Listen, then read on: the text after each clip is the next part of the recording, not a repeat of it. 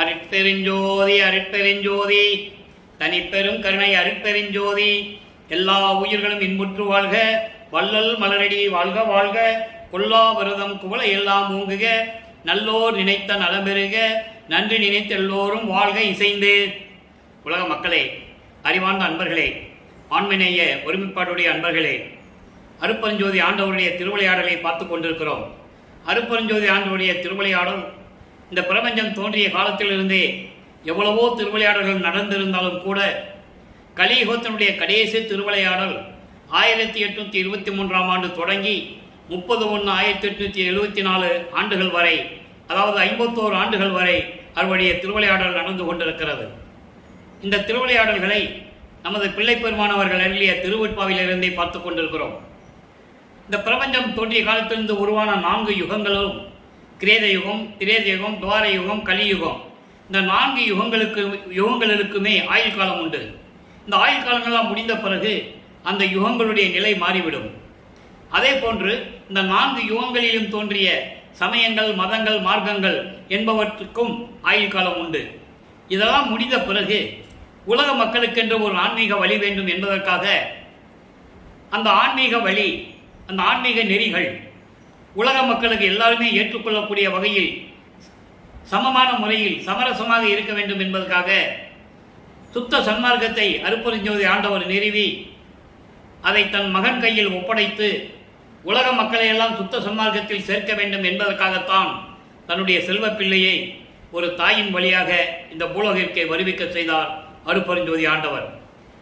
அவர் வல்லற்பமானவர்கள் வருவிக்க உற்ற இடம் சிதம்பரம் அருகிலே மருதூர் என்ற ஒரு கிராமம். அங்கே ராமையா பிள்ளை சின்னையம்மையாருடைய தம்பதிகளின் வாயிலாக வருவிக்க செய்தார். தம்பதிகளின் வாயிலாக வருவிக்க செய்தாரே தவிர, ஆனால் அவர் இறைவனுடைய குழந்தை என்பதை திருவெட்பாவிலே நாம் கண்ட உண்மை. அதை தெளிவாக வல்லற்பம்மன் அவர்களே திருவெட்பாவிலே அருளியிருக்கிறார்கள். அதை நாம் பார்க்க போகிறோம். ஏன் ஒரு தாயின் வழியாக வருவிக்க செய்தார் என்றால், இந்த பூலோகத்திலே மக்களோடு மக்களாக இருக்க வேண்டும். அதோடு மட்டுமல்ல, சமயங்களிலும் மதங்களிலும் மார்க்கங்களிலும் சொல்லப்பட்ட நெறிமுறைகளை பின்பற்றி அதன் வழியில் நடந்து கொண்டிருக்க வேண்டும். அதன் பிறகு அதில் நான் இருந்து விட்டேன், அதெல்லாம் ஒன்றும் இல்லை என்ற நிலையை உலக மக்களுக்கு சொல்ல வேண்டும். இனிமேல் சுத்த சன்மார்க்க காலத்தில் சுத்த சன்மார்க்கம்தான் உலக மக்களுக்கு தேவை என்பதை உலக மக்களுக்கு சொல்ல வேண்டும். அதை நாம் படிப்படியாக பார்த்து கொண்டிருக்கிறோம். அந்த வகையிலே இன்று நாம் பார்க்க வேண்டிய பாடல் திருவருள் முறையீடிலிருந்து ஆரம்பிக்கிறோம். 1ஆம் திருமுறையிலிருந்து 6 திருமுறை வரைக்கும் ஒவ்வொரு பதிகத்திலிருந்து ஒவ்வொரு பாடலிலிருந்தும் அவர் இருந்த நிலையை வல்லப்பமானவர்கள் அந்த காலகட்டத்தில் சமயங்களிலும் மதங்களிலும் மார்க்கங்களிலும் ஈடுபட்டு கொண்டிருந்தார் என்பதையும், அதன் பிறகு சுத்த சன்மார்க்கத்தை பெற்ற பிறகு அருட்பெருஞ்சோதி ஆண்டவர் தான் இறைவன் என்ற நிலையையும் உலக மக்களுக்கு தெளிவாக எடுத்து கூறியிருக்கிறார்கள். அதை நாம் பார்த்து கொண்டிருக்கிறோம். இந்த 51 ஆண்டுகளையும் அருட்பெருஞ்சோதி ஆண்டவர் 8 ஆண்டுகளாக பிரித்து தன் மகனுக்கு அருளை கொடுத்து கொண்டிருக்கிறார். ஒரு தாயின் கருவறையிலே இருக்கும்போது தெளிவாக கூறியிருப்பார்கள் வல்லற்பமானவர்கள். உபசாரத்தால் பெற்ற தாய் என்பால் ஒருத்தியின் நான் கருவறையிலே இருக்கும்போது, கருவறை இருட்டாக இருக்கின்றதை நினைக்கும் போது எனது தந்தை அங்கே ஒளிகாட்டினார். பசி என்று நினைக்கும் போது எனக்கு அருளமுதம் ஊட்டினார். இதெல்லாம் கருவறையிலே நடக்குது. மக்களுக்கு வெளியே யாருக்கும் சொல்லலை யாரும். அதனால வல்லற்பவனை பத்தி யாருக்கும் தெரியல. அவ்வளவுதான் வித்தியாசம். அதன் பிறகு உடம்பு புழுக்கமாக இருக்கிறதே, காற்று வரவில்லையே என்று நினைக்கும் போது அமுத காற்று வீசியதையும் வெளிப்படையாக தெளிவாக நமக்கு அருளியிருக்கிறார்கள் வல்லப்பெருமானவர்கள். அதன் பிறகு குழந்தை பருவத்திலே தில்லை தளத்திடையே திரைதூக்க தரிசித்த போது வெய்வகை மேல் காட்டாதே எந்தனக்கே வெளியாய் காட்டிய மெய்வுறவா மெய்ப்பொருளை என்று கூறுவார். ஆடை புத்தாடை அணியாமல், பட்டாடை அணியாமல், அணிகலன் அணியாமல், உருவம் இல்லாமல் சிதம்பர ரகசியத்தை காட்டியது, வெளியாய் காட்டியது தன் மகனுக்கு அருட்பெருஞ்சோதி ஆண்டவர் சிதம்பரத்திலே. அதை நீங்க நல்லா பணத்தில் பதிய வச்சுக்கணும். அதன் பிறகு அவருக்கு மறைப்பு நிலையை உருவாக்கி இருக்கிறார் அருட்பெருஞ்சோதி ஆண்டவர். இதெல்லாம் சொல்றது எப்ப சொல்றாருன்னா, சுத்த சன்மார்க்கத்தை பெற்ற பிறகு, மெஞ்ஞானம் கிடைத்த பிறகுதான் சொல்லுவார். அது வரைக்கும் அவருக்கே தெரியாது. அப்போ 1ஆம் வருடங்கள் 8 ஆண்டுகள் வரைக்கும் எந்த அருளையும் பெற முடியாத நமது குழந்தை இறைவன் வல்லப்பெருமானவர்கள் வீட்டிலேயும் இருக்க முடியாமல் தனிமையிலே இருக்க வேண்டும் என்பதற்காக கந்த கோட்டத்திலே அமர்ந்து கொண்டிருக்கிறார். அப்போ அந்த காலகட்டத்தில் அமைதியான இடம் அந்த ஒரு இடம் தான். நல்லா புரிஞ்சுக்கணும் நீங்க. அதன் பிறகு 9வது ஆண்டிலே இறைவன் வந்து ஆட்கொள்ளுகிறார். மகனே, நான் உன்னை வருவிக்க செய்திருக்கிறேன். காரணம் போக போக உனக்கே புரியும். முன்பருவம் பின்பருவம் காட்டி உனக்கு அருள் செய்வேன். இப்பொழுது ஞானத்தை கொடுத்து விட்டு செல்லுகிறேன் என்று சொல்லி மறைந்து விடுகிறார். அப்போ அவர் இறைவனால் வருவிக்க உற்ற மகன் என்ற நிலை அவருக்கு தெரிகிறது. வெளியே யார்த்தையும் சொல்லவும் முடியாது, சொல்லவும் கூடாது. காலத்தின் கட்டாயம் அது. ஆக அப்போ அந்த காலகட்டங்களில் சிவபெருமான் தான் சைவ சமயத்தினுடைய தலைவன், சிவபெருமான் தான் இறைவன் என்று கருதி அவர் மீது எப்படியெல்லாம் முறையீடு செய்கிறார் என்பதை தான் பார்த்து கொண்டிருக்கிறோம். இன்றைக்கு பார்க்க வேண்டிய பாடல் 178வது பாடல். மொத்தம் 232 பாடல்களை கொண்டது திருவருள் முறையீடு. அதிலிருந்து தான் இறைவனுடைய திருவிளையாடலை நாம் தொடர்கிறோம். பாடலை நல்லா கவனிங்க. பாடல் உங்களுக்கு புரியாவிட்டாலும் கூட இறைவன் கொடுத்த விளக்கம் மிகவும் எளிமையான விளக்கம். தாழ்வு ஏதும் இன்றிய கோவே, எனக்கு தனித்த பெரு வாழ்வே, முதற்கண் மணியே. சிவபெருமானை சொல்லுகிறார். என் உள்ள மணி விளக்கே, ஏழ்வேளை எண்ணினும் போதா இடும்பை இடும் குடும்ப பால் வேதனை படமாட்டேன், எனக்கு உன் பதம் அருளே. இது பாடல். இந்த பாட்டை விளக்கம் பாருங்க. அதாவது சிவநிலையில் உள்ள இறைவனே, தாழ்வு இன்றி என்பது எந்த விதமான குறையும் இல்லாமல் ஒப்பற்ற நிலையில் இருக்கின்றவன். சிவநிலையில் இருக்கின்ற இறைவனே, எனக்கு கிடைத்த ஒப்பற்ற பெரு வாழ்வே. ஏன்னா இறைவனால் வருவிக்க விட்டு தெரிஞ்சு போச்சு இல்ல, இறைவன் மகன் தெரிஞ்சு போச்சு. அப்போ அது சொல்றாரு, எனக்கு கிடைத்த ஒப்பற்ற பெரு வாழ்வே, நெற்றிக்கண் உடைய இறைவனே, என் உள்ளத்தில் இருக்கின்ற மணிவிளக்கே, 7 கடலை விட மேலான துன்பத்தை கொடுக்கும் பாலா போன இந்த உலகியல் வாழ்வில் நான் இனிமேல் வேதனைப்பட மாட்டேன். உன்னால் வருவிக்க உற்றேன், வேதனைப்பட்டு கொண்டிருக்கிறேன். இந்த உலகியலிலே ஏளன பேச்சுகள், அவமானங்களை தாங்கிக் கொண்டிருக்கிறேன். அதெல்லாம் 7 கடலை விட பெரியது என்று சொல்லுகிறார். அப்படிப்பட்ட எனக்கு உன் திருவடியை வழங்கி எனக்கு அருள வேண்டும், உன் திருவடியை வழங்கி எனக்கு அருள வேண்டும் என்று சொல்லி முறையீடு செய்கிறார். நல்ல கவனிச்சுக்கணும். இப்ப வல்லபெருமான் அவர்கள் சமயங்களையும் மார்க்கங்களையும் மதங்களையும் பின்பற்றி கொண்டு அதில் சொல்லப்பட்ட சங்கற்ப விகற்பங்களில் ஈடுபட்டு கொண்டு, சங்கற்ப விகற்பங்கள் என்பது திருநீறு பூசிக்கொண்டும் உத்ராஜமலையை அணிந்து கொண்டும், இதெல்லாம் குறியீடுகள். இவன் சிவன் பக்தன், சிவன் அடியார் எப்படி தெரிஞ்சுக்கிறது? உடம்பெல்லாம் திருநீர் பூசிக்கிட்டு, கழுத்தில் உத்ராட்சமலையை போட்டுக்கிட்டு, காவி உட கட்டிக்கிட்டு, கொண்டையை போட்டுக்கிட்டு, தாடியை வச்சுக்கிட்டு இருந்தால் சிவன் அடியார். அது ஒரு குறியீடு, அடையாளம். நல்லா புரிஞ்சுக்கணும். இது ஒரு அடையாளம்.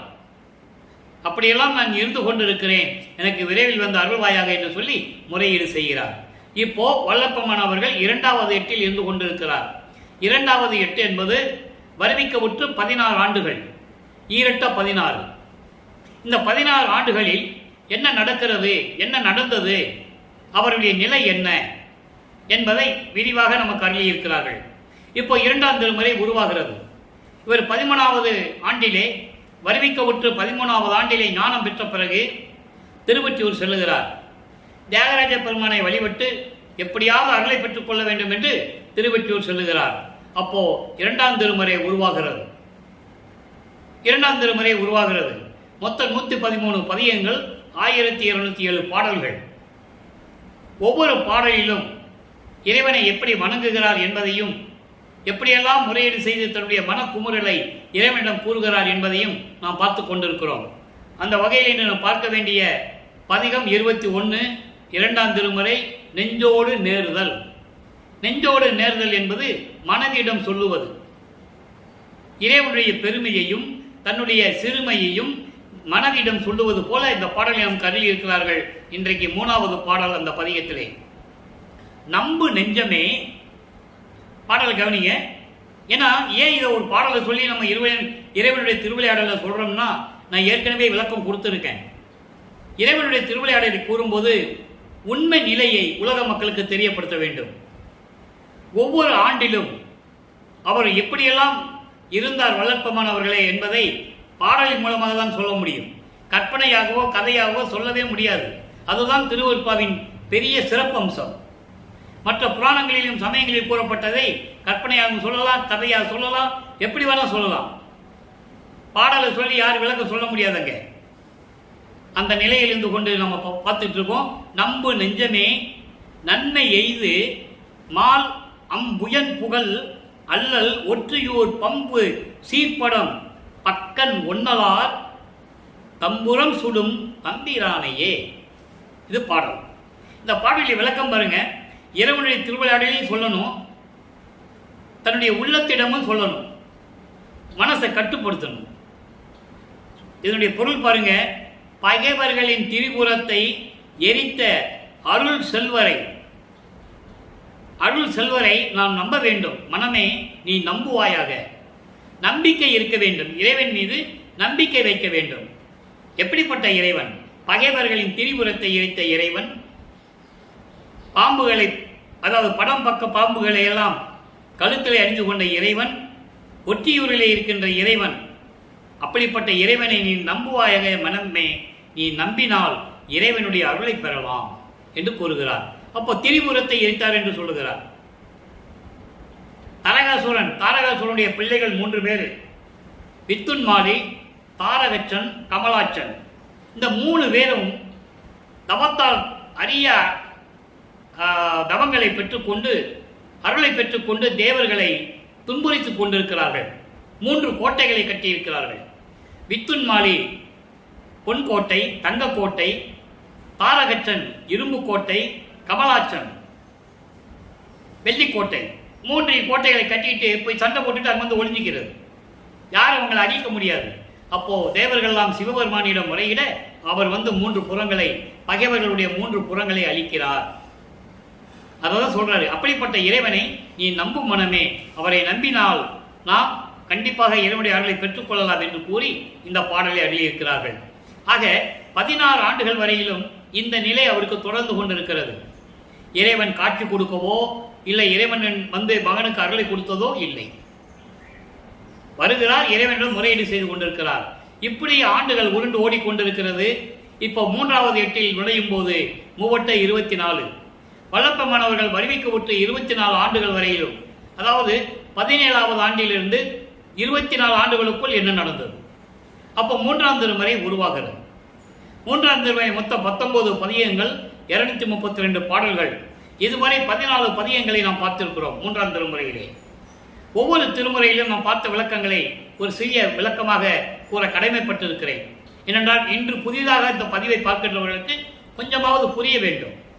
இந்த 14 பதியங்களிலும் திருவொற்றியூருக்கு போவது, அங்கே கோயிலுக்கு எதுக்க நடு ரோட்டில் நின்றுகிறது, தெருவில் நின்றுகிறது, இறைவனை பற்றி பாடுறது, பேசுறது எல்லாம் ஒரு பிரயோஜனம் இல்லை. திருமுல்ல வயலுக்கு போகிறது, திருவிழியத்தாயத்துக்கு போனது, அங்கே மாசிலாமணி உருக பாடியது, அதெல்லாம் எந்த விதமான பிரயோஜனம் இல்லை. அதன் பிறகு தனது மனக்குமுறலை, தன் மனதில் உள்ளதை நாரையிடம் சொல்லி தூது அனுப்புவார், கிளிகளிடம் சொல்லி தூது அனுப்புவார்.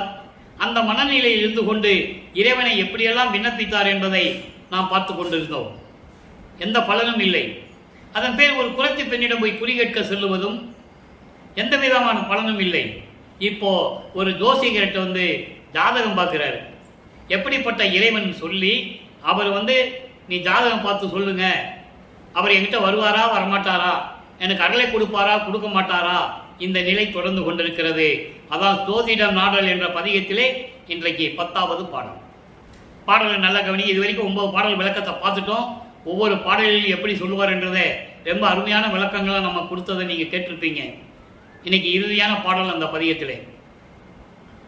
அல்லமிகும் பேர் அழகுடையார் ஆனை உரியார் அரிக்கு அறியார் வெள்ளமிகும் பொன் வேணியினார் வியன் சேர் ஒற்றி விகிர்தர். விகிர்தர் என்பது திருவிளையாடல் செய்து கொண்டிருக்கின்ற இறைவன். அவர் கள்ளமுடனே புணர்வாரா காதல் உடனே கலப்பாரா. உள்ளம் அறியே சோதிடம் பார்த்து உரைப்பி பொறிநூல் உத்தமரே. பொறிநூல் உத்தமரே என்பது பூணூல் அணிந்த உத்தமரே. அந்த ஜோதிடம் பார்க்கிறவர் வந்து பூணூல் அணிஞ்சிருக்காராம். பூணில் அணிந்த உத்தமரே, என்னை அவர் வந்து இறைவன் வந்து என்னை வந்து ஆட்கொள்ளுவாரா மாட்டாரா, உண்மையை உள்ளபடி ஜோதிடம் பார்த்து சொல்லுங்கன்னு சொல்லி இந்த பதிகத்தை நமக்கு அருளி இருக்கிறார்கள். எப்படின்னா, அல்ல குறையாத பேரழகு உடையவர். ஜோதிடத்தை சொல்றார். ஜோதிடத்தை சொல்வது போல உலக மக்களுக்கு இந்த நிகழ்வை தெரிவிக்கிறார் வள்ளற்பெருமான். இதான் பாடலுடைய மைய கருத்து. அல்ல குறையாத பேரழகு உடையவர், ஆணை உரியார், மதம் பிடித்த யானையை கொன்று அது கோலை உரித்து ஆடையாக அணிந்து கொண்டவர், அரிக்கு அறியார். அரி என்றால் திருமால். திருமால் காண கிடைக்காத இறைவன். திருமால் இறைவனுடைய திருவடியை பார்ப்பதற்காக பன்றி உருவம் எடுத்து பல ஆண்டுகளுக்காக தேடிக்கொண்டிருக்கிறான். இன்னும் பார்க்கலையா? அதற்காகவே ஒரு அவதாரம், வராக அவதாரம். மச்ச கூர்ம வராக வாமன நரசிம்ம பரசுராம 6 அவதாரங்கள் கிரேத யுகத்திலே. திரேத யுகத்திலே ராமர் அவதாரம் மட்டும். துவார யுகத்தில் கிருஷ்ணனும் பலராமனும். கலியுகத்திலே ஐக்கிரவ அவதாரம். அது முடிஞ்சு போச்சுன்னு சொல்லிட்டார் வள்ளற்பெருமான். அதனுடைய விளக்கங்கள் சுத்த சன்மார்க்க காலத்தில் விளங்குன்னு சொல்லிட்டார். ஆக திருமாலுக்கு 10 அவதாரம் முடிஞ்சிடுச்சு. அப்போ அந்த நிலையில் வராக அவதாரம் எடுத்ததே இறைவனுடைய திருவடியை பார்ப்பதற்காக. பிரம்மன் அன்னப்பறவையாக பறந்து சென்று முடியை பார்க்க செல்லுகிறான். பார்க்க முடியவில்லை. அடியை முடியும், இறைவனுடைய அடியை முடியும், இதுவரை யாரும் பார்க்கவில்லை. அதான் சொல்றாரு, அரிக்கு அறியார். திருமால் பாதத்தை பார்க்க முடியாத இறைவன். நெடுமால் பன்றி என நேடியும் கண்டறியாத பூம்பதங்கள், பூத்திடுமவனும் காத்திடுமவனும் புல் விலங்கோடு உருக்கோடு நேடியும் கண்டறியாத நீடிய பூம்பாதங்கள் என்று சொல்லுவார். இப்படியெல்லாம் நிறைய பாடல்கள் உண்டு. நம்ம விளக்கம் கொடுத்துருக்கோம். நம்ம பதிவை பார்த்தா உங்களுக்கு புரியும். அப்படிப்பட்ட இறைவன், கங்கையை தலையில் சூடிக்கொண்ட இறைவன், வெள்ளம் மிகும் பொன் வேணியினார். வெள்ளம் என்பது கங்கை. கங்கையை பொன்னான சடையிலே, பின்னிய சடையிலே சூடிக்கொண்ட இறைவன், எழில்மிகு ஒற்றியூரிலே இருக்கின்ற திருவிளையாடல் செய்து கொண்டிருக்கின்ற இறைவன், அவர் கள்ளம் உடனே புணர்வாரோ, திருட்டுத்தனமா வந்து என்னை கலந்து கொள்ளுவாரா, விருப்பம் இல்லாம வந்து கலந்து கொள்ளுவாரா, இல்லை காதலுடன் வந்து என்னை கலந்து கொள்ளுவாரா, மிக காதலுடன் என்னை வந்து கலந்து கொள்ளுவாரா, விருப்பம் இல்லாம திருட்டுத்தனமா வந்து கலந்து கொள்ளுவாரா என்பதை நான் தெரிந்து கொள்ள முடியவில்லை. பூணூல் உத்தமரே, நீ ஜோதிடம் பார்த்து சொல்லும் என்று சொல்லி இந்த பாடலை நாம் கருளியிருக்கிறார்கள்.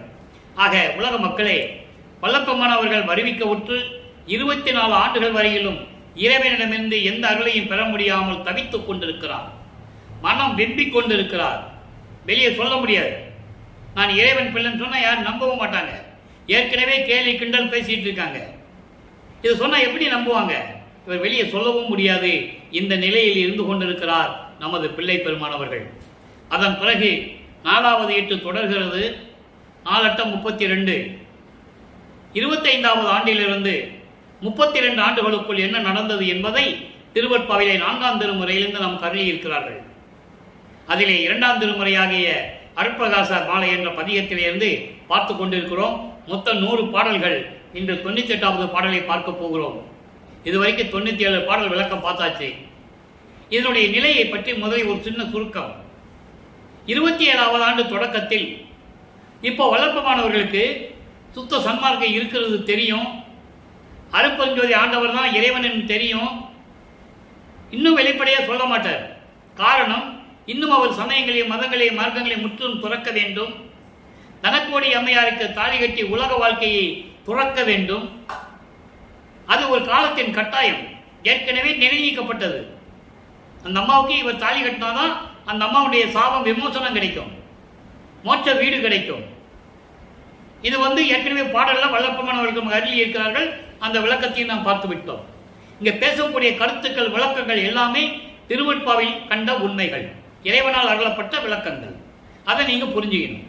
அப்போ இந்த நிலையில் இருக்கும்போது இவர் என்ன பண்ணிட்டாருன்னா, திருவொற்றியூருக்கு இத்தனை ஆண்டுகள் போயாச்சு, திருமுல்ல வாயிலுக்கும் போயாச்சு, திருவள்ளித்தாயத்துக்கும் போயாச்சு, கேட்டு கேட்டு அழுது அழுது புலம்பியாச்சு. இன்னும் ஒரு அருளை கூட அவர் நமக்கு கொடுக்கல. இனிமே என்ன பண்ணணும், நம்ம இருக்கிற வீட்டை தாப்பா போட்டு கதவை பூட்டி தாப்பா போட்டுடணும்னு சொல்லி சென்னையிலே அவர் இருக்கின்ற இடத்திலே அந்த கதவை சாத்தி தாப்பா போட்டுடுறாரு. தாப்பா போட்டுடுறாரு. இறைவன் வந்தால் திறந்து வரட்டும் அப்படின்னு சொல்லி தாப்பா போட்டுடுறாரு. இப்போ நிலைகள் மாறுகிறது. மகனுடைய கடும் கோபத்தையும் நீக்க வேண்டும், மகனை சாந்தப்படுத்த வேண்டும். அதே நேரத்தில் மகனுக்கு அருளை கொடுக்க வேண்டும். ஏனென்றால் காலம் நெருங்கி கொண்டிருக்கிறது. 32 ஆண்டுகள் முடிவடைகிற காலத்தில் இனிமே 51 ஆண்டுல 32 வருஷம் போச்சுன்னா 19 வருஷம் தான் பாக்கி இருக்கு. இறைவனை மகனை ஆட்கொள்ள வேண்டும். அதன் பிறகு அவரை கரும்புலிக்கு அனுப்பணும். கரும்புலியில் 9 வருஷம் இருக்கணும். அதுக்கப்புறம் தர்மசாலை அமைக்கணும், அங்கே 4 வருஷம் இருக்கணும். அதுக்கப்புறம் மேட்டுக்குப்பம் போகணும், அங்கிருந்து சத்தியஞான சபையை கட்டணும். அதுக்கப்புறம் மகனோட 2 கலந்துக்கணும். இவ்வளவு நிகழ்வுகள்லாம் இருக்கு. அதை தான் நம்ம படிப்படியாக பார்த்துக்கிட்டு இருக்கோம் இன்னைக்கு. அப்போ அந்த நிலையில் இருக்கும்போது இறைவன் எப்படி வராராம், விண்ணுலகத்திலிருந்து வந்து தெருவழியா கால் வலிக்க நடந்து வந்து அந்த தாழ்பாறை திறந்து ஒரு காலை வீட்டுக்குள்ள வச்சு ஒரு காலை தெரு வாசல்ல வச்சு மகனை அழைத்து ஒரு அருள்படையை கொடுக்கிறார். ஏன் ஒரு கால் வெளியே விளக்கம் கொடுத்துருக்கிறேன், ஒவ்வொரு பாடலுக்கும் கொடுத்துருக்கோம். இவர் உள்ள வந்துட்டாருன்னா, அருட்பெருஞ்சாண்டவர் உள்ள வந்துட்டாருன்னா மகன் போய் கதவை பூட்டிடுவார். இப்போ அதுக்கப்புறம் இவர் வெளியே போக முடியாது, மகன் அன்புக்கு கட்டுப்பட்டு. ஆனால் இத்தனை விஷயங்கள் நடக்க வேண்டியது இருக்கு. அதனால கூப்பிட்டு அந்த அருள்படையை கொடுக்கிறார். எப்படி அந்த நிலையை கூறுகிறார் என்பதை தான் இந்த பாடலிலிருந்து பார்த்து கொண்டிருக்கிறோம். நல்லா பாருங்க. 32 ஆண்டுகள் வரைக்கும் பெற முடியாத அருளை அந்த ஆண்டில் பெறுகிறார். 4வது எட்டில் நல்ல கவனிச்சிக்கணும். சிறியனின் சிறுமையெல்லாம் திருவுள்ளம் கொள்ளாது என் சென்னிமிசை அமர்ந்து அருளும் திருவடிகள் வருந்த. நான் செய்த குற்றங்களை எல்லாம் மனதில் வைக்காமல் இந்த மகனை மன்னித்து அவருடைய திருவடிகளை எல்லாம் என் தலைமையில் வைத்து ஆசீர்வதித்த திருவடிகள். அப்படிப்பட்ட திருவடிகள் செறி இரவில் நடந்து அணைந்து நான் இருக்கும் இடத்தே தெருக்கதவம் திறப்பித்து என்ற வார்த்தை அன்றலை திறப்பித்து சிறப்பில் என்னை அழைத்து. எப்படிப்பட்ட திருவடிகள் மண்ணிலே கால் பதித்து கால் வலிக்க நடந்து வந்து நான் இருக்கும் இடத்தை தேடி வந்து தெருக்கதவை அவரே திறக்க செய்து ஒரு காலை உள்ள வச்சு ஒரு காலை வெளியே வச்சு வா மகனே என்று என்னை சிறப்போடு அன்போடு அழைத்து. எப்படி சொல்ற பாருங்க, வா மகனே என்று அன்போடு என்னை அழைத்து பிரிவிலாது இங்கு இதனை நீ பெறுக என புரிந்து என அறிந்து பேசி ஒன்று கொடுத்தாய் என் பெருமையை என்பேன். இப்படியெல்லாம் என்னை அழைத்து அருளோடு விளங்கக்கூடிய ஒரு பொருளை இப்பொழுது நீ வாங்கிக்கொள் என்று சொல்லி ஒரு அருள் கொடையை அன்போடு பேசி எனக்கு கொடுத்தாய். உன்னுடைய பெருமையை நான் என்னவென்று சொல்லுவேன். பொறியில் அறவோர் துதிக்க பொதுவில் நடமுடியும் பொருளே என்றால் இறைவன். நின் அருளே மெய்ப்பொருள் என தேர்ந்தனேனே. உன்னுடைய அருள்தான் உண்மையான அருள் செல்வம் கொண்டது என்று நான் தெரிந்து கொண்டேன் என்று சொல்லுகிறார். எப்படி? பொறியில் அறவோர். பொறி என்பது ஐம்பொறிகளை நீக்கியவர்கள். கண், காது, மூக்கு, வாய்மை போன்ற ஐம்பொறிகளை அடக்கியவர்கள் உன்னை வணங்கக்கூடிய அந்த அம்பலத்திலே திருவிளையாடல் செய்து கொண்டிருக்கின்ற இறைவனே, உன்னுடைய அருள்தான் உண்மையான அருள் செல்வம் என்று நான் தெரிந்து கொண்டேனே என்று சொல்லி இந்த பாடலில் நாம் கருதியிருக்கிறார்கள். ஆக அன்பர்களே, வல்லப்பெருமானவர்கள் வருவிக்க உற்று 24 ஆண்டுகள் வரையிலும் எந்த விதமான அருளை பெற முடியாமல் தவித்துக் கொண்டிருந்த நேரத்தில் 32வது ஆண்டில் அவர் தன் மகனுக்கு அருளை கொடுத்து எல்லாவற்றையும் கொடுத்து விட்டு சென்று கொண்டிருக்கிறார் விண்ணுலகத்தில். அதன் பிறகு 5வது எட்டு தொடங்குகிறது. 33வது ஆண்டிலிருந்து 40 ஆண்டுகளுக்குள் என்ன நடந்தது என்பதை எல்லாம் பார்த்து விட்டோம். 33வது ஆண்டு தொடக்கத்தில் அவர் நேராக சுத்த சிவஞான வழிக்கு சென்று தத்துவங்களை கடந்து அந்தங்களை கடந்து சரியை கிரிய யோகம் என்ற 12 நிலைகளாகிய சமயங்கள், மதங்கள், மார்க்கங்கள் நிலைகளை கடந்து சுத்த சிவஞான வெளிக்கு சென்று அங்கே இருக்கின்ற பொற்சபை சிற்சபை கூடிய சத்தியஞான சபையிலே தன் மகனை வரவேற்கிறார் அருட்பெருஞ்சோதி ஆண்டவர். வரவேற்று சிங்காசனத்திலே அமர வைத்து மணிமுடி சூட்டி இவன்தான் பிரபஞ்சத்தை இயக்கப் போகின்றவன், எனது மகன் என்ற அங்கீகாரத்தை கொடுத்ததை என் தந்தை என்று கூறுவார். இதெல்லாம் 40 ஆண்டுகளுக்குள்ள முடிஞ்சிருச்சு. சுத்த சன்மார்க்கத்தை வாங்கியாச்சு, சாகா கல்வியை வாங்கியாச்சு, ஏம சித்தியை வாங்கியாச்சு, தத்துவ சித்தியை வாங்கியாச்சு, எல்லாம் முடிஞ்சிருச்சு.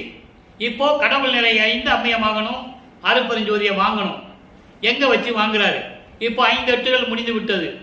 40 ஆண்டுகள் முடிந்த உடனே கருங்கூலிலே 9 ஆண்டுகள் இருந்த நமது பிள்ளைப்பெருமான் அவர்கள் அங்கே இருந்து விடைபெற்றுக் கொண்டு இங்கே வடலூரிலே வந்து பார்வதிபுரத்திலே வந்து சத்திய தர்மசாலையை அமைக்கிறார்.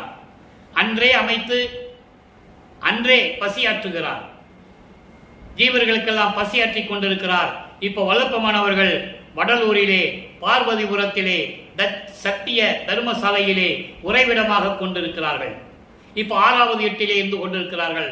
6 48 41வது ஆண்டிலிருந்து 48 ஆண்டுகளுக்குள் என்ன நடந்தது, அதன் பிறகு மீதம் இருக்கின்ற 3 ஆண்டுகள் அங்கே மேட்டுக்குப்பம் சித்தி வளாகத்தில் இருக்கும் போது என்ன நடந்தது என்பதை பின்னாலே பார்க்க போகிறோம். இப்போ வல்லப்பெருமான் அவர்கள் 48வது ஆண்டில் இருந்து கொண்டிருக்கிறார். அதாவது வருவிக்க உற்று.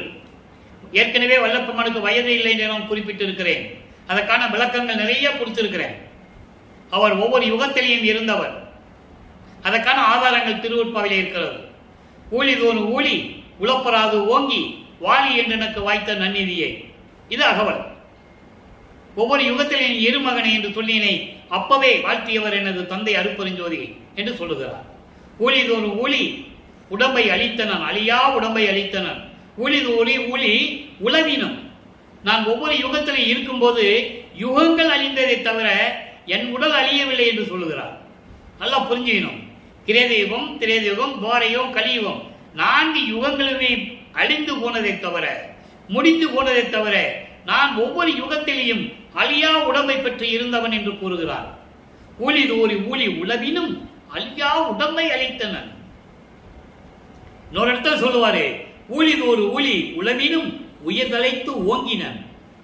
ஆழியான மயனும் அதிசயிக்க என்னுள் வாழி அருப்பெருஞ்சோதி மன்னருளே என்று கூறுவார். பிரம்மனும் திருமாலும் பார்த்து அதிசயப்பட்டு இருக்காங்க அவரை பார்த்து. அதற்கான விளக்கங்கள் நிறைய கொடுத்திருக்கிறேன் 4 வருஷமா. ஏன் அது அதிசயமா பார்க்கிறாங்க? வல்லப்பெருமான் அவர்கள் பிரம்மனால் படைக்கப்பட்டவர் அல்ல, திருமாலால் காக்கப்பட்டவர் அல்ல. அவங்கெல்லாம் இவரை வணங்கிக்கிட்டு இருக்காங்க. வாலி என்று என்னை வந்து அருட்பெயர் வாலி என துதித்து ஏத்த புரிந்தாய். அற்புதம். நீடூடி அன்றே என்றும் சாகாவரமும் உபந்தளித்தாய். வாலி மண்புழங்கும் அருப்பெருஞ்சோதி என் மன்னருளே. தெளிவா சொல்றேன். அப்படிப்பட்ட நிலையில் இருந்து கொண்டிருப்பவர் வல்லப்பெருமான் அவர்கள். வல்லப்பெருமான் அவர்கள் வருவிக்க உற்று 202 ஆண்டுகள் நிறைவடைப் போகிறது. அவர் அருப்பெருஞ்சோதி ஆண்டவராகி 152 ஆண்டுகள் நிறைவடைப் போகிறது. அவரை பற்றி உண்மையான நிலைகளை எல்லாம் மக்களிடம் யாரும் கூறவில்லை என்பதுதான் வேதனையான விஷயம். பொதுப்படையாக பேசினார்கள், அவ்வளவுதான். ஒரு கதை மாதிரி சொன்னாங்க, அவ்வளவுதான். ஆனா அந்த நிலையில் இருக்கும்போது இப்போ 6ஆம் திருமறை உருவாகிறது. அதுதான் 6வது எட்டில் இருந்து கொண்டிருக்கிறார். 48 ஆண்டுகளுக்குள் 41வது ஆண்டிலிருந்து 48 ஆண்டுகளுக்குள் என்ன நடந்தது? அப்போ வல்லப்பெருமான் அவர்கள் வடலூரிலே பார்வதிபுரத்திலே உறைவிடமாக இருந்து கொண்டிருக்கிறார்கள். நல்ல கவனிங்க. இப்போ 6ஆம் திருமுறையிலே பதிகம் 78 தலைவி வருந்தல். இதை ஏன் தலைவி வருந்தல் நம்ம பெண்டிங் வச்சு இப்போ சொல்றோம்னா, ஏற்கனவே நேற்று சொல்லியிருக்கேன். இன்னைக்கு 3வது பாடல பார்க்கிறோம். அங்கே 2ஆம் திருமுறையில நெஞ்சோடு நேர்தல் என்ற பாட்டில் விளக்கத்தை பார்த்தோம். மனதிடம் எப்படி சொல்லுகிறாருன்னு. இப்போ இவருடைய மனநிலையை எப்படி சொல்லுகிறார் அதை உலக மக்களுக்கு தெரியப்படுத்த வேண்டும். என சுத்த சன்மார்க்கத்தை பெற்ற பிறகு எப்படியெல்லாம் அவரை எல்லாருமே எதிரியாக பார்க்கிறார்கள் என்பதை ஒரு விளக்கமாக இதை சொல்லி இருக்கிறார்கள். தன்னை தலைவியாகவும் இறைவனை தலைவனாகவும் வர்ணனை செய்து இந்த பாடலை நமக்கு அருளி இருக்கிறார்கள். நல்ல கவனிங்க, அற்புதமான பாடல். இதெல்லாம் உங்களுக்கு யாரும் சொல்லி இருக்க மாட்டாங்க. கண் உறங்கே உறங்கினும் என் கணவரோடு கலக்கும் கனவு அன்றி இல்லை என்றே, அதனாலோ அன்றி என்னுறங்கா நிலவில் அவர் இருக்கும் இடம் புகுவேன் என்று உரைத்தேன். இதனாலோ எதனாலோ அறியேன். பெண் அடங்கால் என தோழி பேசி முகம் கடுத்தாள். இங்க தோழி என்பது மனம். அங்க 2ஆம் திருமுறையில் என்ன பார்த்தோம்? மனசுகிட்ட சொல்றாரு, சிவபெருமான நினைச்சுக்கோ, எல்லாரையும் பெற்றுக்கொள்ளலாம்னு சொல்லுவார்ல. அதற்கு இவர் சுத்த சன்மார்க்கத்தை பெற்ற பிறகு இவர் சொன்னதையெல்லாம் நினைச்சு எல்லாருமே கடுகடுப்பா இருக்காங்களாம். அதோடு மட்டுமில்லாத பெரும் தயவால் வளர்த்தவளும் வருந்த கயலால் ஆனாள். வளர்த்தவள் யாரு? சிவகாமி வள்ளி.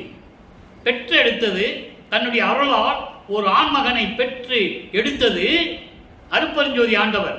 அப்படி பெற்று எடுத்து சிவகாமி வள்ளியிட்ட அந்த குழந்தையை கொடுக்கும்போது சிவகாமி வள்ளி வளர்த்த தாயாகிறார்.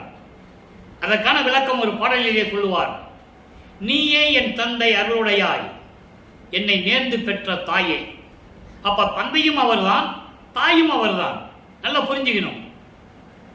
நீயே என் தந்தை அருளுடையாய், என்னை நேர்ந்து பெற்ற தாயே. எப்படி சொல்றார் பாருங்க. அப்போ அந்த நிலையில் இருக்கிறார் வல்லற்பெருமானவர். அப்போ ஒரு ஆண் குழந்தை பெற்றெடுத்து ஒரு வரப்பு தாய்கிட்ட கொடுக்கிறார், சிவகாமி வள்ளிகிட்ட. சிவகாமி தான் வளர்த்தது. அது மின்னுலகத்தில் இருக்கும்போது எப்படியெல்லாம் நடந்தது என்பதை பாடலிலே நம்ம பார்த்திருக்கிறோம். அதுக்கப்புறம் பாருங்க, அப்படிப்பட்ட தாய் கூட எனக்கு மற்றவங்க மாதிரி ஆயிட்டா. என்கிட்ட முகம் கொடுத்து கூட பேசுறது இல்லை. மனம் எனக்கு பகையாயிட்டா, என் தோழி பகையாயிட்டா. மற்றும் மண்ணடங்கா பழி கூறி மற்றவர்கள் இருந்தார். மற்றவர்கள் யாரு? தேவர்கள். தேவர்கள் என் மேல பழி பேசுனதெல்லாம் உலகத்துக்கே அடங்காது. அப்படியெல்லாம் பேசினாங்க. என்னென்றால் பொறாமை, பொறாமையாக பார்த்து கொண்டிருக்கிறார்கள். அதை சொல்லுவார். நாகாதிவனும் நாரணனும் நாராயணனும் நறுமுறும் எனவே ஞான அமுதம் அளித்தாய், நானும் உண்டு துண்ணவே சாகா கலையை பயிற்று தந்த தயவையை காற்றறுக்கிறது என்று சொல்லுவார். எல்லாமே கோபமா இருக்கிறாங்க. படியுள்ளோரும் வானுள்ளோரும் இதை பார்த்து ஓரவாரான் பதியும் ஓரவாரான் என்பார் பதிவு தேக்கியே. நிறைய பாடல்கள் உண்டு, விளக்கம் தர முடியும், யாரும் மறுக்க முடியாது. எல்லாருமே இவரை பார்த்து பொறாமைப்பட்டு இருக்காங்க. காரணம், பிரம்மனால் இவர் படைக்கப்பட்டவர் அல்ல, திருமாலால் காக்கப்பட்டவர் அல்ல, யார் தயவோடைய வளர்ந்தவர் அல்ல இவர். இதை பார்த்து எல்லாரும் பொறாமையாக இருக்கிறாங்கன்னு சொல்லி தலைவி வரைந்து கொண்டிருக்கிறார். எப்படி? நான் உறங்க மாட்டேன், உறங்கினால் கூட கனவுல கூட என்னுடைய கணவரோடு கலப்பேன். கணவர் என்பது இறைவன், அருட்பெருஞ்சோதி ஆண்டவர். தன்னை தலைவியாக சொன்னதனால் இறைவனை கணவர் என்று சொல்லுகிறார். நல்லா புரிஞ்சுக்கணும். நீங்க ஒன்றோடு ஒன்று கலக்கும் போது அதை எனக்கு கலந்தவர் என்று சொல்லுகிறார், புணர்ந்தார் என்று சொல்லுவார். நல்லா புரிஞ்சுக்கணும். அப்போ நான் உறங்க மாட்டேன். அப்படி நான் உறங்கினா கூட கனவு வந்துச்சுன்னா கனவுல கூட நான் என் கணவரோட கலந்த மாதிரி தான் நான் கனவு கண்டேன். இப்படியெல்லாம் நான் சொல்லிட்டு திரிஞ்சேன். நல்லா கேளுங்க. இப்படியெல்லாம் சொல்லிட்டு திரிஞ்சேன். அதனால என்னவோ தெரியல, அவர் அதாவது அளவு கடந்த இடத்துல நிலாவில் உடந்தாலும் சரி, எந்த அண்டங்கள் இருந்தாலும் சரி, நான் அங்க அவர்கிட்ட போய் சேர்ந்துருவேன்னு நான் சொன்னேன். இதனால பொறாமைப்பட்டுக்கிட்டு எதனாலோ என்று கூட எனக்கு தெரியல. என் தோழி சொல்றா, அடக்கமில்லாத பெண் என்று சொல்லுகிறார். அச்சம் நாணம் இல்லாத பெண் என்று என் தோழி. பாங்கினா என் தோழி, தோழினா மனம். மனம் கசந்து கொண்டிருக்கிறது, வெறுப்பாக இருந்து கொண்டிருக்கிறார்கள். என்னை வளர்த்த தாய் சிவகாமி வள்ளியும் முகம் கொடுத்து பேசுவதில்லை. இப்படியெல்லாம் சொல்லிட்டு சொல்றாரு. இதோடு மட்டுமா? தேவர்கள் எல்லாம் என்னை பழி பேசுகிறார்கள். அது எப்படி இருக்குன்னா உலகத்துக்கே அடங்காதான், அவ்வளவு பழி பேசுகிறார்கள், ஏளனம் பேசுகிறார்கள். வள்ளல் நடராயன் திருவுள்ளம் அறியேனே.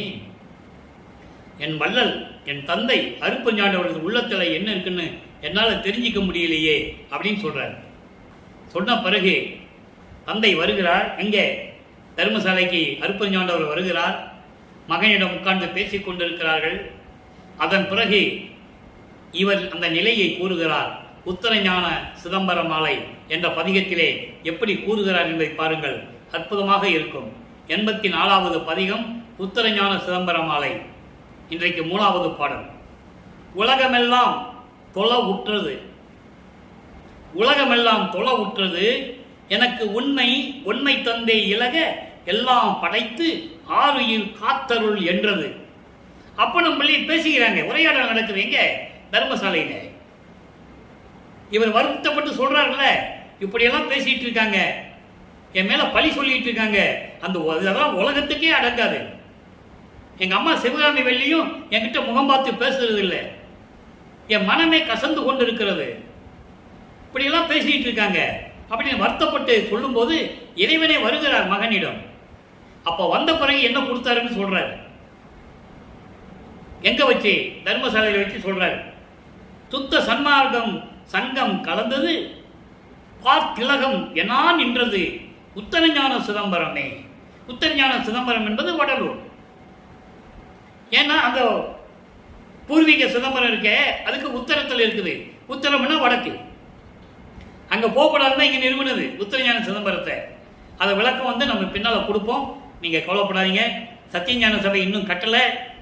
அங்க இருக்கின்ற சத்தியஞான சபையினுடைய மாடல் அது அந்த ப்ளூ பிரிண்ட் தான் இங்க அமைச்சது வல்லற்பமானவர்கள் என்பதை நம்ம பின்னால பார்க்க போறோம். மனசில் வச்சுக்கோங்க. இப்போ தர்மசாலை மட்டும் கட்டிட்டு எங்க இருக்கிறாரு. இந்த உத்தரஞான சபையுடைய விளக்கத்தை பாருங்க. உலகமெல்லாம் என்னை வணங்க வைத்தது. நல்லா கவனிக்கணும். ஆனா அவரை பத்தி சொன்னவங்க என்ன சொன்னாங்க? எங்கேயா போயிருப்பாருப்பா, வருவாரு போவாரு, எங்க போறானே தெரியாது, எங்க ஊர் சுத்த போனாருன்னு தெரியாது, எந்த ஊர்ல இருக்கிறான்னு தெரியாது, அவரை கணக்கிலே வச்சுக்கிட முடியாது.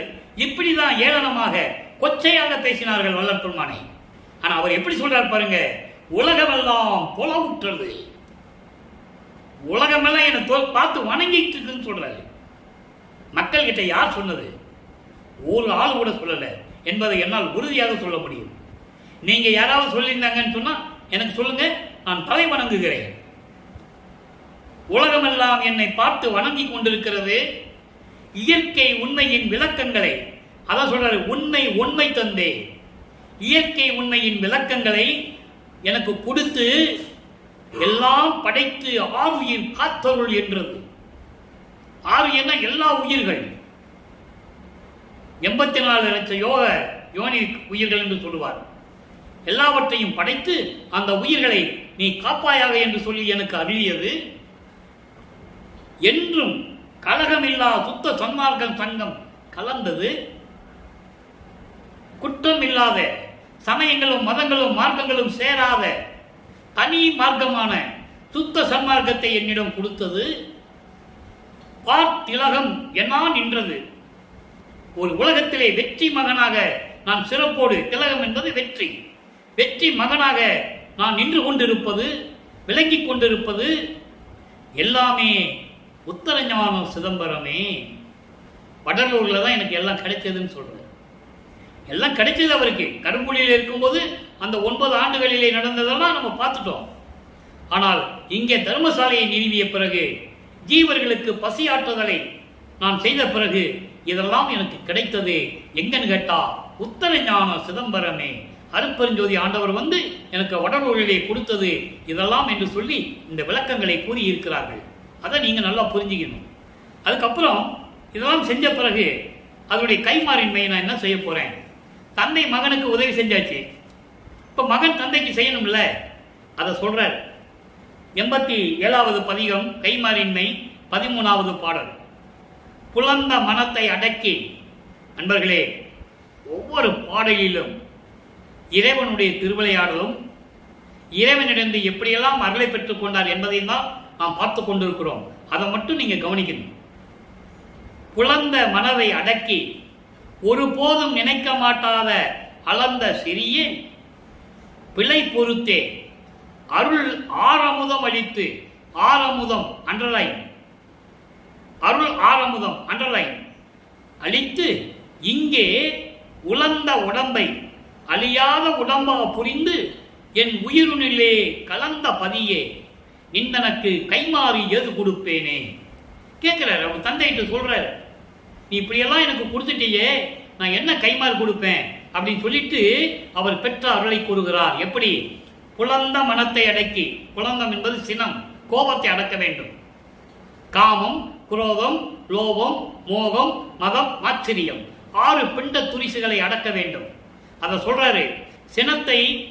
சினம் கொண்ட மனதை அடக்கி, ஒரு நிலையில் இல்லாத இந்த மனத்தை அடக்கி, உன்னை நினைக்காத நேரத்திலெல்லாம் இருந்தேனே, துன்பப்பட்டு கொண்டிருந்தேனே, அப்படிப்பட்ட மனதை அடக்கி இந்த மகனுடைய பிழைகள் எல்லாம் பொறுத்து அருள் ஆரமுதம் அளித்து, அருள் ஆரமுதம் என்பது அகம், அகப்புறம், புறம், புறப்புறம். இது அண்டங்களிலும் உண்டு, பிண்டங்களிலும் உண்டு. பிண்டங்கள் என்பது உயிரினங்கள்.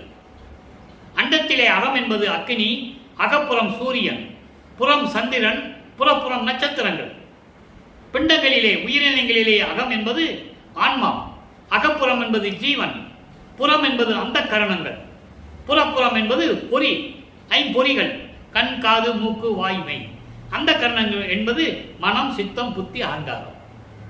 இவற்றையெல்லாம் அடக்கி, அதற்கான அடக்கக்கூடிய அந்த அமுதமெல்லாம் எனக்கு அளித்து, இங்கே உலர்ந்த உடம்பை, உன்னாலே வருவிக்க விட்ட அந்த மனித உடம்பை, உலக மக்கள் எல்லாம் நான் மனிதனாக பிறந்தவன் என்று நினைத்துக் கொண்டிருக்கிறார்களே, அப்படிப்பட்ட இந்த மனித உடம்பை அழியாத உடம்பாக்கி, அழியாத உடம்பாக்கி எனக்கு அருளி, என் உயிரில் கலந்த பதியே, என் உயிருள் கலந்த அருப்பெருஞ்சோதியே, உனக்கு நான் என்ன கைமாறு செய்ய போகிறேன் என்று கூறுகிறார்.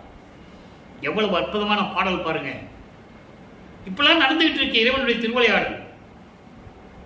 அதை வளர்ப்பமான உலக மக்களுக்கு சொல்லிக்கிட்டு இருக்காரு. அதான் திருவற்பா. திருவற்பான பெரிய விஷயமே நீங்க என்னமோ நினைச்சிட்டு இருக்கீங்க. இப்படி அல்ல. அவர் வருவிக்க விட்டதிலிருந்து, ஒரு தாயின் கருவறையிலே சேர்ந்ததிலிருந்து, அவர் வருவிக்க விட்டதிலிருந்து, அருப்பெருஞ்சோதி ஆண்டவர் ஆகிற அந்த 56 ஆண்டுகளையும் தெளிவாக திருவற்பாவிலே அருளி இருக்கிறார்கள் என்பதை நான் இங்க பதிவு செய்ய கடமைப்பட்டிருக்கிறேன். 5ஆம் திருமுறையை நம்ம ஏன் இன்னும் கொண்டு வந்து பேசலன்னா காரணம் இருக்கிறது. அது ஒன்லி முருகனை பற்றி, முருகன், பிள்ளையார் போன்ற சைவ சமய தலைவர்களை பற்றி தான் பாடியிருக்கும். அதில் இறைவனுடைய திருவிளையாடலாம் கிடையாது. அதாவது தான் யார் என்ற தெரியாத நிலையில் சைவங்களும் மதங்களும் மார்க்கங்களும் சூழ்ந்திருந்த நிலைகளில் அவர் அவர்களை பற்றி பாடியது உண்மைதான், இல்லை என்று கூற முடியாது. சுத்த சன்மார்க்கத்தை பெற்ற பிறகு அது தேவையில்லை என்ற காரணத்தினால் வல்லற்பமானை கூறுகிறார், அவர்களெல்லாம் கடவுள் நிலைக்கு, அதாவது அருப்பெருஞ்சோதி ஆண்டவருடைய நிலைக்கு கோடான கோடி பங்கு கீழ்நிலையில் இருந்து கொண்டிருக்கிறவர்கள் என்று சொல்லுகிறார். தெளிவாக சொல்லுகிறார். இறைவனுடைய அருளை பெற்றவர்கள், இறைவனால் வரவழைக்கப்பட்டவர்கள். நல்லா புரிஞ்சுக்கணும் நீங்க. ஆக அப்படிப்பட்ட நிலையில் இருந்து கொண்டு இந்த கைமாறின்மை பதியத்தை நாம் பார்த்து விட்டோம். அடுத்து பாருங்க, அழிவுறா அருள் வடிவ பேரு. அழிவு உறா அருள் வடிவ பேரு. அழியாத இறைவனுடைய அருளை பெற்றதை சொல்லுகிறார். அப்ப அங்கு இறைவனுடைய திருவிளையாடல் எப்படி நடந்தது, எப்படி பெற்றுக்கொண்டார்? இன்னைக்கு 9வது பாடல். தடையில்லா சிற்றலம் தனிலே, தடை இல்லாத சிற்றம்பலம் தனிலே, தலைக்கின்ற பெருவாழ்வே, கடையில்லா பெரும் கதிர் நடுவிளங்கும் ஓர் கடவுளே, அடியை நான் இடைவுறாது செய்யும் விண்ணப்பம் திருசெவிக்கு ஏற்று அருள் புரிந்தாய். நான் சொன்னதை கேட்டு நீ அருள் புரிஞ்சிட்ட. எப்படி புரிந்தாய்? குடையில் இவ்வுடல் எற்றையும் அழிவுறா பொன் வடிவமாற்றே. இது பாடல். இப்போ இறைவனுடைய திருவிளையாடல் எப்படி நடக்குது? தடையில்லா சிற்றம்பந்தனிலே. அதென்ன தடை இல்லாது? விண்ணப்பத்திலே சொல்லுவார், எல்லாமுடைய அருப்பெருஞ்சோதி அற்புத கடவுளே, இது தொடங்கி எக்காலத்தும் சுத்த சன்மார்க்கத்தின் முக்கிய தடைகளாகிய சமயங்கள், மதங்கள், மார்க்கங்கள் என்பவற்றின் சங்கற்ப விகற்பங்களும், வர்ணம், ஆசிரமம் முதலிய உலகச்சார சங்கற்ப விகற்பங்களும் எங்கள் மனதில் பற்றா வண்ணம் அருள் செய்தல் வேண்டும். இதான் சுத்த சன்மார்க்கம். ஆண்மநேய ஒருமைப்பாட்டு உரிமை எங்களுக்குள் எக்காலத்தும் எவ்விடத்தும் எவ்விதத்தும் எவ்வளவும் விலகாமல் நிறைந்து விளங்க செய்வித்து அருளல் வேண்டும். உலக மக்களுக்காக விண்ணப்பம் வைக்கிறார் தன் தந்தையிடம். தடை இல்லாது என்பது சமயங்களும் மதங்களும் மார்க்கங்களும் இல்லாத, அந்த நெறிகள் இல்லாத, தடையில்லாத சித்தம்பலம். எது? சுத்த சிவஞான வெளியிலே இருப்பது. அப்படிப்பட்ட இடத்திலே விளங்கிக் கொண்டிருக்கின்ற அருப்பெருஞ்சோதியே, குற்றமில்லாது ஒப்பற்ற நிலையில் ஜோதியில் ஜோதியாக விளங்கிக் கொண்டிருக்கின்ற இறைவனே, ஜோதியில் ஜோதியாக, ஜோதியில் ஜோதி என்று சொல்லுவார். அதான் நடு விளங்கும், கதிர் நடு விளங்கும் என்று சொல்லுகிறார். ஜோதி அதுக்குள்ள ஜோதியாக இருக்கின்ற இறைவன். அப்படிப்பட்ட இறைவனே, நான் தொடர்ந்து செய்த விண்ணப்பங்களை எல்லாம் உன் காதில் கேட்டு, திருசவிக்கு கேட்டு எனக்கு அருள் புரிந்தாய். அப்போ இறைவனுடைய திருவிளையாடல் நடந்துச்சு. எப்படி? புடையில் இவ்வுடல் எற்றையும் அழிவுறா. புடை என்பது இந்த உலகியலிலே, இந்த பூலோகத்திலே நீ வருவிக்க செய்தாயே, அந்த பிறவி எடுத்த இந்த உடல் எப்பொழுதுமே எக்காலத்திலும் அழியாதபடி எனக்கு சுத்த தேகத்தை பொன் வடிவமாக கொடுத்தாயே என்று கூறுகிறார்.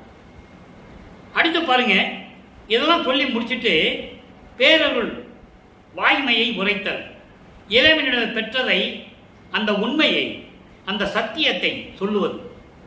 9வது பாடல். அச்சோ என்னென்று புகழ்வேன், என் ஆண்டவன் அம்பலத்தான் எச்சோதனையும் இயற்றாது என் உள் கலந்து இன்னருளாம் மெய்சோதி ஈந்து என்னை மேல்நிலைக்கு ஏற்றி விரைந்து உடம்பை இச்சோதியாக்கி அழியா நலம் தந்த விச்சையே. ஜீவகான்ய ஒழுக்கம் மோட்ச வீட்டின் திறவுகோல். தெளிவாக உங்களுக்கு எல்லாருக்குமே பொதுவாப்படியே அது சொல்லுவாங்க. உண்மைதான். ஜீவகான்யம் தான் மோட்ச வீட்டின் திறவுகோல். அந்த ஜீவகான்யம் ஒழுக்கத்தில் இருக்க வேண்டும். அப்பதான் அந்த திறவுகோலை வச்சு அந்த பூட்டை திறக்க முடியும். அப்ப அந்த திறவுகோல் எது? சுத்த சன்மார்க்கம். சுத்த சன்மார்க்கத்தில் இருந்து கொண்டுதான் ஜீவகான்ய ஒழுக்கத்தை மேற்கொள்ள முடியும் என்பதை தெளிவாக கூறியிருக்கிறார்கள். ஜீவகான்ய ஒழுக்கம் என்ற தலைப்பு நம்ம பின்னால பதிவை போட போறோம். பார்த்து அப்பெல்லாம் நீங்க பார்த்தீங்கன்னா கேட்டீங்கன்னா ரொம்ப அருமையா இருக்கும். ஜீவகான்ய ஒழுக்கத்தை பத்தி பேசும்போது அப்போ அந்த நிலையை சொல்லுகிறார். இதெல்லாம் ஏன் சொல்றாருன்னா, சத்திய ஞான, அதாவது தர்மசாலை, சத்திய தர்மசாலைக்கு வந்த பிறகுதான் இந்த நிலைகளெல்லாம் கிடைத்தது என்பதை சொல்லிக் கொண்டிருக்கிறார். அதை நீங்க புரிஞ்சுக்கணும். அதாவது என்னவென்று சொல்லுவேன், ஐயோ என்னவென்று சொல்லுவேன், என் ஆண்டவன் அம்பலத்தான் எந்த சோதனையும் இயற்றாது.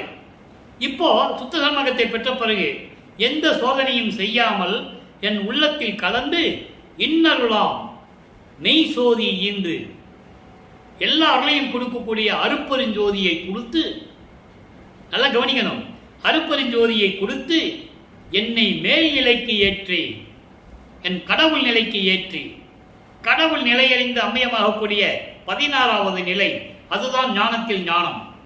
ஞான சரியை, ஞான கிரியை, ஞானத்தில் யோகம், ஞானத்தில் ஞானம். அப்படிப்பட்ட நிலைக்கு என்னை ஏற்றி உடனே இந்த உடம்பை அருப்பெருஞ்சோதியாக்கி, இச்சோதியாக்கி, அருப்பெருஞ்சோதியாக்கி அழியா நலம் தந்த உன்னுடைய விந்தையை நான் என்னவென்று சொல்லுவது என்று சொல்லி இந்த பாடலை அருளியிருக்கிறார்கள். அடுத்து பாருங்க, நீங்க ஒவ்வொரு பதியத்தை பார்க்கும்போது இது கனெக்டிவிட்டின்னு சொல்லியிருக்கேன் ஏற்கனவே. ஒவ்வொரு பாடலுக்கும் ஒரு கனெக்ஷன் உண்டு. அங்கே 9வது பாடலுக்கு பொன்படிவ பெரு பதியத்தில் 8வது பாடலுக்கு விளக்கம் கிடைக்கும். இப்ப பாருங்க, இப்ப எல்லாம் சொல்லிட்டாரா? பொன் வடிவ பெரு சொல்றாரு. அதனுடைய பாக்கியம் எப்படி இருக்கும்? சுத்த தேகத்தை இறைவனுக்கு பெற்றுக்கொண்ட பிறகு அதனுடைய பாக்கியம் எப்படி இருக்கும்? ஏசா உலவர்கள், ஏசா உலகர்கள், அதாவது எல்லா உலகத்தில் இருக்கின்றவர்களும், பழி பேசக்கூடிய எல்லா உலகத்தில் இருக்கின்றவர்களும் எல்லாரும் கண்டு நிற்க, எல்லாரும் வியந்து கொண்டு பார்த்து கொண்டிருக்க, எப்படி சொல்றார் பாருங்க. எல்லாரும் என்னை பழி சொன்னவர்கள் எல்லாம், எல்லா உலகத்தில் இருக்கின்றவர்களும் சரி, விண்ணுலகம், மண்ணுலகம், பாதாள உலகம், எத்தனையோ உலகங்கள் சொல்றாரு. சத்திய உலகம், எத்தனையோ உலகங்கள் சொல்லுவாரு.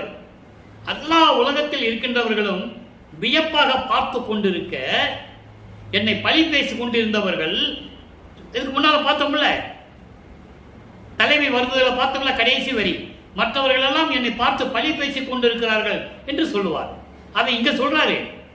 எல்லா உலகத்தில் இருக்கின்றவர்களும் என்னை பார்த்து பழி பேசிக் கொண்டிருந்தவர்கள் எல்லாம் வியப்பாக பார்த்து கொண்டிருக்க, பேசார் ஒளியால் சிறியேனே, இந்த உடம்பை ஒளிவிடமாக்கிய இந்த மகனை எப்படி பார்க்கிற சொல்றாரு பாருங்க. எல்லா உலகத்தில் இருக்கணும் பார்த்து கொண்டிருக்காங்க வியப்பாக, என் உடம்பு ஒளி உடம்பாகி விட்டதே என்ற நிலையை பார்த்து கொண்டிருந்த போது, அந்த வாசாம கோசாசரத்தில் ஏற்றி, வாசாம கோசாசரம் அப்படின்னா இந்த அந்த கரணங்களை அடக்கி, மனம், சித்தம், புத்தி, அகங்காரம் போன்ற இந்த அந்த கரணங்களை அடக்கி இவற்றையெல்லாம் நீக்கி என்னை மேல்நிலையில் ஏற்றி கொடுத்தான். மேல்நிலையில் ஏற்றி கொடுத்தான். அருள் அமுதம் ஈசனத்தான் அம்பலத்தானே. அருள் அமுதம் சுத்த சன்மார்க்கம். சுத்த சன்மார்க்கத்தை கொடுத்தது யாரு? அம்பலத்தில் இருக்கின்ற இறைவன் அருட்பெருஞ்சோதி என்று கூறுகிறார். ஆக இறைவனை பெற்ற திருவிளையாடல் அதனுடைய நிகழ்ச்சிகளை எல்லாம் கூறியிருக்கிறார்கள். அடுத்து பாருங்க, பேரடைவு 100வது பதிகம். எப்படி இவருக்கு மணிமுடி சூட்டினார்கள்? எங்க? அங்கே சுத்த சிவஞான வெளியிலே. பேரடைவு இன்னைக்கு 5வது பாடல், 100வது பதிகம், 6ஆம் திருமுறை. விரைந்து கேள் மகனே. அருட்பெருஞ்சோதி மகன் கிட்ட சொல்ற, எவ்வளவு அற்புதமான நிகழ்வுகள் அருட்பாவில் இருக்கின்றீங்க. மக்கள்கிட்ட யார் சொல்லலையே, அதான விஷயமே. சோறுபட சொன்னார், ஒரே வார்த்தையில் முடிச்சுட்டு போயிட்டான். வேறு எதுவுமே சொல்லலை. கதையா பேசினாங்க. அங்க போனாரு, இங்க போனாரு, எங்க போனாருன்னு தெரியல. எங்க போனாரு சொல்றாரு. விரைந்து கேள் மகனே, உலகமெல்லாம் கழிக்க மெய்யருள் திருவினை நினைக்கே வரைந்து நன்மனம் செய்து ஒரு பெருநிலையில் வைத்து வாழ்விக்கின்றோம். அதனால் இறைந்து உள்ளம் கவவே. 2.5 கடிகை எல்லையுள், 2.5 கடிகை என்பது ஏற்கனவே சொல்லிங்க, 1 மணி நேரம். ஒரு கடிகை என்பது 24 நிமிடங்கள். 2.5 கடிகை என்பது 60 நிமிடங்கள், 1 மணி நேரம். நீ 1 மணி நேரம் தான் இருக்குது, உனக்கு மணிமுடி சூட்டணும். எழில் மனக்கோலம் நிறைந்து உற புனைவி என்று வாய்மலர்ந்தார் நிறுத்தம் செய்யும் ஒருத்தர். நிறுத்தம் செய்யும் ஒருத்தர் உள் உவந்தே. சித்த சிவஞான வெளியிலே திருவிளையாடல் செய்து கொண்டிருக்கின்ற அருட்பெருஞ்சோதி ஆண்டவர், அவர் தான் ஒரே கடவுள்னு சொல்றார். அப்படிப்பட்ட கடவுள் உள்ள மகிழ்ந்து என்னிடம் சொல்லுகிறார், கவனமாக கேள் மகனே, உலகமெல்லாம் அதிசயிக்கும்படி உனக்கு முத்தேகத்தை கொடுக்க வேண்டும், உனக்கு கொடுக்க வேண்டும். உடனே நீ என்ன பண்ணணும்? மங்கள கோலம் புனிக. இவர் இங்கிருந்து போகும்போது வெள்ளையாடை போட்டு முக்காடு போட்டு போறாரு. நல்லா புரிஞ்சுக்கணும். அங்கே அதெல்லாம் நீக்கிட்டு மணிமகுடம் சூட்டி, மணி கிரீடம் சூட்டி, பட்டாடை அணிந்து, அணிகலன் பூட்டி, நீ மங்கள கோலம், அந்த கோலத்தோடு நீ வர வேண்டும் என்று தந்தை சொல்லும்போது இவரால் தட்ட முடியவில்லை. அங்க இருக்கும்போது அப்படி இருப்பாரு, இங்க வரும்போது வெள்ளாடை போட்டு ஒரு ஆடை முக்காடு போட்டு இருப்பார். நல்லா புரிஞ்சுக்கணும் நீங்க. அப்போ அந்த நிலையில் இருக்கும்போது சொல்றாரு, உனக்கு இதெல்லாம் கொடுத்து அருளை கொடுக்க போகிறோம். உன்னை பெருநிலையில் மரணமில்லா பெருவாழ்வில் உன்னை வைக்க அந்த அருளை எல்லாம் உனக்கு சேர்த்து கொடுக்க போறோம். நீ மங்கள கோலம் புனிந்து இந்த 1 மணி நேரத்துக்குள்ள நீ தயாராகி வர வேண்டும் என்று சொல்லி என் தந்தை எனக்கு கட்டளையிட்டார். நானும் அதன்படி வந்தேன். எனக்கு மணிமடம் சூட்டி எல்லா அருளையும் கொடுத்தார்கள் என்பதை இந்த பாடலிலே தெளிவாக அறிவிவிட்டார்கள் நமது பிள்ளை பெருமான் அவர்கள். நல்லா கவனிக்கணும். இப்ப எல்லாம் வாங்கியாச்சு, மறுபடியும் பூலோகத்துக்கு வந்துட்டார். இதெல்லாம் மின்னுலகத்தில் நடக்குது. சுத்த சிவஞான வழியில எல்லாம் முடிஞ்சது. உலகத்தில் இருக்கிறவங்க எல்லாரும் மின்னுலகத்தில் வந்து பார்த்தாங்க. மறுபடியும் பூலோகத்துக்கு வந்துட்டாரு. இங்க வந்து உலக மக்களுக்கு என்ன சொல்றாரு? 101வது பதிகம், உய்வகை கூறல். உலக மக்கள் மேன்மடைய வேண்டும் என்றால், உலக மக்கள் இன்பமாக வாழ வேண்டும் என்றால் எப்படி இருக்க வேண்டும் என்று கூறுகிறார். 5வது பாடல் நல்ல கவனிங்க. துரிய மேல் பரவெளியிலே சுகநடம் புரியும் பெரியதோர் அருட்பெருஞ்சோதியை பெறுதலே எவைக்கும் அரிய பேரு. அங்க வாங்கினதை இங்க வந்து சொல்றாரு, உலக மக்கள்கிட்ட சொல்றாரு. எப்படி சொல்றாருன்னு நீங்க பாருங்க. மற்றவை எல்லாம் எளியது, அறிந்து கொள்ளுங்கள். உரிய இம்மொழி மறைமொழி சத்தியம் உலகில். உலக மக்களே, நல்லா நான் சொல்றதை கேளுங்க. இப்ப நான் ஒரு சொல்ல போறேன். அந்த விஷயம் வந்து சத்திய வாக்கு, உண்மையானது சத்திய வாக்கு, வேத வாக்கு என்று சொல்லுகிறார். அதான் மறைமொழி என்று சொல்லுகிறார். சொல்லுவாங்கல்ல உலகில் அவன் சொல்றதுதான் வேத வாக்கு அப்படின்னு சொல்லுவாங்கல்ல, அதை சொல்றாதீங்க. உலக மக்களை, நான் சொல்லுவதை கேளுங்கள். நான் சொல்லுவதெல்லாம் சத்தியம், வேத வாக்கு, சத்தியமான வாக்கு. எப்படி என்றால், துரிய வெளி மேல் பரவெளி இருக்கு. பராபர வெளி இருக்கு, பரம்பர வெளி இருக்கு. பரவெளி என்பது சுத்த தேகத்தை குறிக்கக்கூடியது, போகப்புணல். பரம்பர வெளி என்பது வேகாக்காலை குறிக்கக்கூடியது, பிரவண தேகத்தை குறிக்கக்கூடியது. பரம்பர வெளி, பராபர வெளி அது ஞான தேகத்தை குறிப்பது சாகாத்தலை. இந்த வெளியிலெல்லாம் கடந்து அங்கே பேரின்பமாக திருவிளையாடல் செய்து கொண்டிருக்கின்ற அந்த இறைவனிடமிருந்து அருட்பெருஞ்சோதியை பெறுவதுதான் எல்லாவற்றுக்கும் மேலானது, அரியதானது. இதை ஏன் சொல்றாரு? யாருக்கும் கிடைக்காது. பிரம்மன், திருமால், ருத்திரன், மகேசன், சதாசிவம் போன்ற 5 தொழில்கள் செய்து கொண்டிருந்த பதத்தலைவர்கள் இருந்தாலும் சரி, பின்னோர் வேந்தனாகிய இந்திரனாக இருந்தாலும் சரி, யாராக இருந்தாலும் சரி, அருட்பெருஞ்சோதியை பெறவே முடியாது. நான் பெற்றுவிட்டேன். மற்றவை எல்லாம் பெறுவதற்கு ரொம்ப எளிமையானது, தெளிவா சொல்றார். மற்ற இந்த தேவர்கள், முனிவர்கள், ரிஷிகள் எல்லாம் அவங்க தலைவர்கள் நினைத்து தவம் இருப்பார்கள். அதெல்லாம் ரொம்ப எளிமையானது, சர்வசாதாரணமாக வாங்கிக்கலாம். அருட்பெருஞ்சோதியை யார் வாங்க முடியாது? நான் வாங்கி கொண்டேன் என்று சொல்லுகிறார்.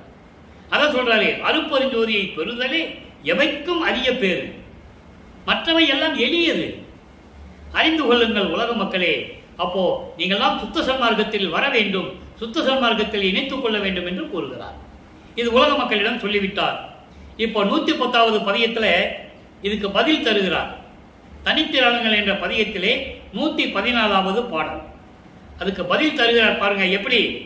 பெரியதோர் அருட்பெருஞ்சோதியை பெறுவதுதான் பெரிய பாக்கியம் என்று சொல்றார்ல, அதுக்கு இங்கே விளக்கம் தருகிறார்.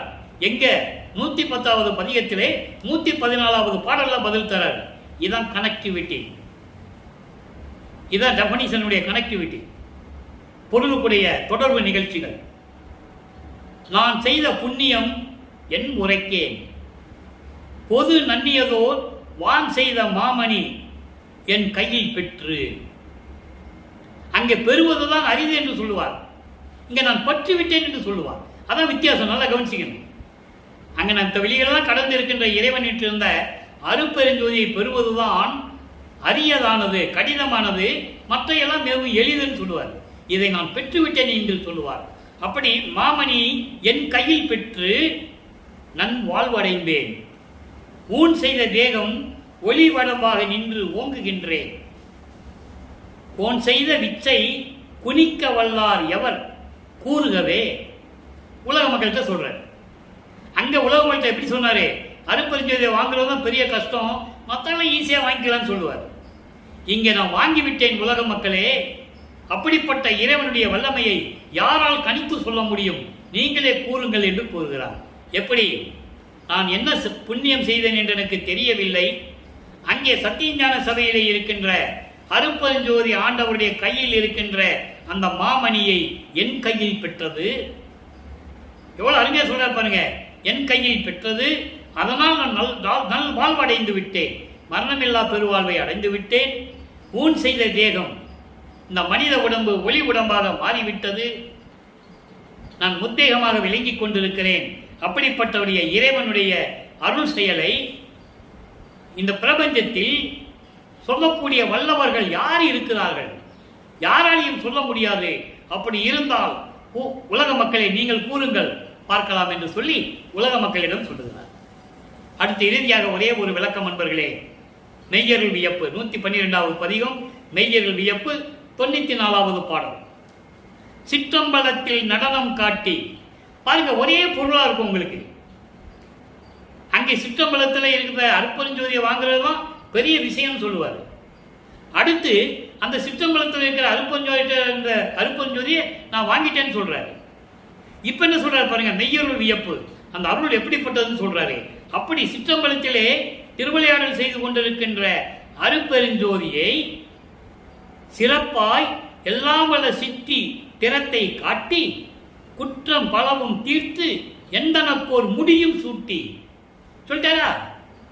எனக்கு மணிமுகடமும் சூட்டி கோவே நீயும் என்னுள் கலந்து கொண்டாய் நாட்டியே. நாட்டியன விரும்பி. இதனுடைய விளக்கம் பாருங்க. சிற்றம்பலத்திலே திருவிளையாடல் செய்து கொண்டிருக்கின்ற அருட்பெருஞ்சோதியை, அப்படிப்பட்ட இறைவனை, சிறப்பாக விளங்கிக் கொண்டிருக்கின்ற இறைவனை எனக்கு எல்லாவும் சிறப்பாக கொடுத்து, எல்லா வல்ல சித்திகளையும் அந்த வல்லவத்தையும் எனக்கு கொடுத்து, என குற்றங்களை எல்லாம் நீக்கி எனக்கு ஓர் தனியாக ஒப்பற்ற முடியில் மணிமகுடம் சூட்டி என்னுள் கலந்து கொண்டாயே அருட்பெருஞ்சோதியே என்று சொல்லுகிறார். ஆக அன்பர்களே, இன்று நாம் பார்த்த திருவிளையாடலுடைய பதிவை நீங்கள் பார்த்து ரசித்திருப்பீர்கள் என்று நான் நம்புகிறேன். நீங்களும் இறைவனை வணங்கி சுத்த சன்மார்க்கத்தில் இணைந்து கொலையும் குலையும் தவிர்த்து தீபத்தை வழிபட்டு ஜோதியை வழிபட்டு அருட்பெருஞ்சோதி அருட்பெருஞ்சோதி தனிப்பெருங்கனை அருட்பெருஞ்சோதி என்ற மகாமந்திரத்தை உச்சரித்து இறைவனுடைய அருளையும் செல்வங்களையெல்லாம் பெற்று இந்த வையகத்தில் நீங்கள் வாழ்வாங்கு வாழ வேண்டும் என்று இறைவனுடைய தயவாலயம் கருணையாலயம் வாழ்த்தி விடைபெறுகிறேன். இந்த வள்ளலார் ஊழியன். மீண்டும் நாளை சந்திப்போம். நன்றி, வணக்கம். அருட்பெருஞ்சோதி அருட்பெருஞ்சோதி தனிப்பெருங்கருணை அருட்பெருஞ்சோதி. மீண்டும் நாளை அருட்பெருஞ்சாண்டவருடைய திருவிளையாடல் தொடரும். கண்டு மகிழ்ந்து இறைவனுடைய அருளை பெற்றுக் கொள்ளுங்கள்.